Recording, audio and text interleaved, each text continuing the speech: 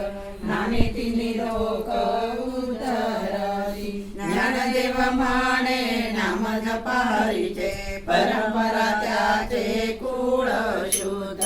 हरिमुखे म्हणा हरिमुखे म्हणा, पुण्याची गणना कोण करी। हरि उच्चारणी अनंत पापराशी, जाती लयासी क्षण मात्रे। तुराग्नी मेळे समरस झाले, तैसे नाम केले जपता हरी। हरि उच्चारण मंत्र हा वाद, फळे भूत बाधा वेणे तेथे।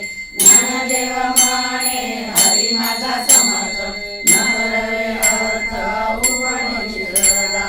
हरिमुखे म्हणा हरिमुखे म्हणा, पुण्याची गणना कोण करी। हरि उच्चारणी